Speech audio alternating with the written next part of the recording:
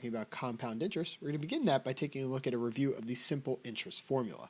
So here at our formula, we know that I stands for interest, and that's the amount that we pay over time, and that's going to be equal to the principal, the original amount that we invest or borrow, times the rate, which is R, the percentage of the principal to be paid, and we're going to convert that to a decimal when we do our multiplication, times T, which is time, the length of our loan, and the investment measured in years. Remember, it must be in years. If you don't have it in years, you need to convert it into years. Now let's go ahead and take a look at our new example.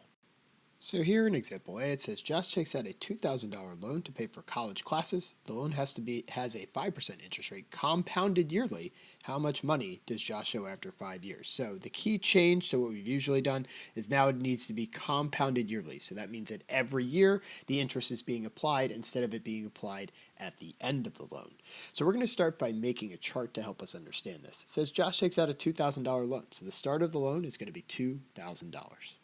Now we need to calculate interest. So usually we would do principal times rate times time, but we're not going to be doing times time because we're going to be compounding it over every year. So we just this time need to be multiplying our principal, which is 2,000, times our rate, which in this case is 5%.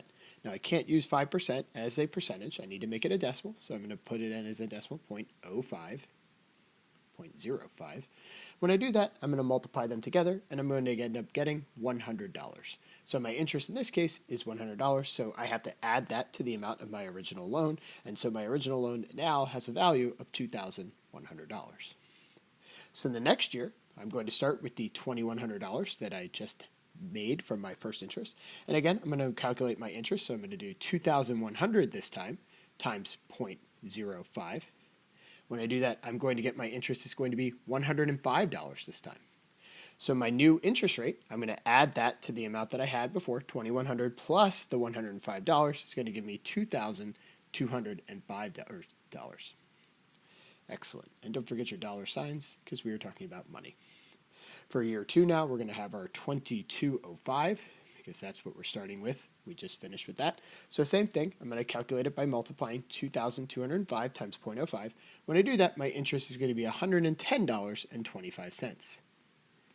I'm going to add that to the amount that I already had, so I've got $2,315.25. You can now see that this is getting a little out of hand. So the next year, I've got $2,315.25.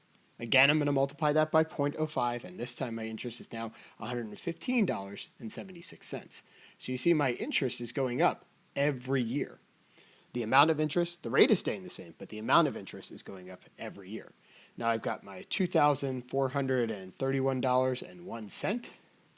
And again, I've got to bring that down to the next line so that I can do the next year, $2,431.01. Again, I'm going to multiply that by 0.05. When I do that, I'm going to get $121.55.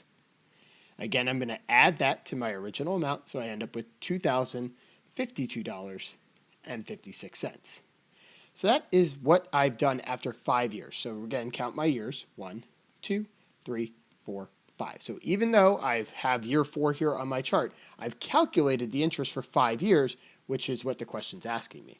So my ending balance here is $2,552.56. But that is not what the question asked me. The question asked me, how much money does Josh owe after 5 years? So he's going to owe the $2,552 total when he goes to pay it back. How much is he going to owe in interest specifically, though? He's going to owe about $552.56 because that's how much interest is the difference between the $2,000 in the beginning and the $2,552.56 at the end. But I know what you're thinking to yourself. That seems like a lot of effort. Is there a formula that makes that easier? Yes, there is. Let's talk about it. So here we can see our compound interest formula where we have A is the amount of money we earn or pay over time. P is the principal, the original amount that we invest in or borrow. We're going to multiply that by inside the parentheses now, 1 plus our rate, which is going to stay a percentage in this case over the principal to be paid, times or actually raised to the power of the length of the loan or the investment measured in years and time.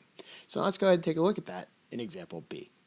So this example says that Tracy takes out a $5,000 loan to purchase a car. The loan has a 4% interest rate compounded yearly. How much money does Tracy owe after 6 years? So the first thing we're going to do is write down our brand new compound interest formula. So we know that A equals P times, and then we need to open parentheses here, 1 plus R over 100, close parentheses, raised to the power of T. Now we need to go through our problem and identify the things that we know. So we know that she takes out a $5,000 loan, so that's going to be our principal. We know the loan has a 4% interest rate because we can see the percentage there, so we know that's our rate. We know it's compounded yearly, and we know those number of years are going to be 6, so that's our time. So now let's plug in the information that we have. We don't know A, so that's we're going to leave as blank. We know our new principal is going to be $5,000.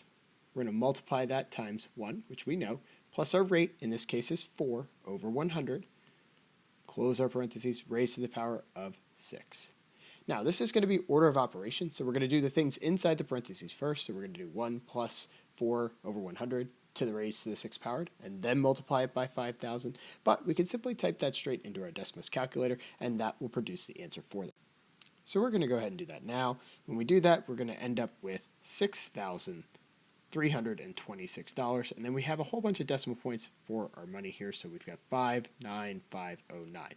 But as we know, that we have to have money as only 2 decimal places in our system of money, so we're going to find our place, look next door. Is it 5 or greater? Add 1 more. It is. So our new total amount is $6,326.60. So again, we plug that in. How much money is she going to owe after this time period? She's going to owe $6,326.60, even though the loan she started with was $5,000. So you can see that compound interest has a much larger effect than simple interest.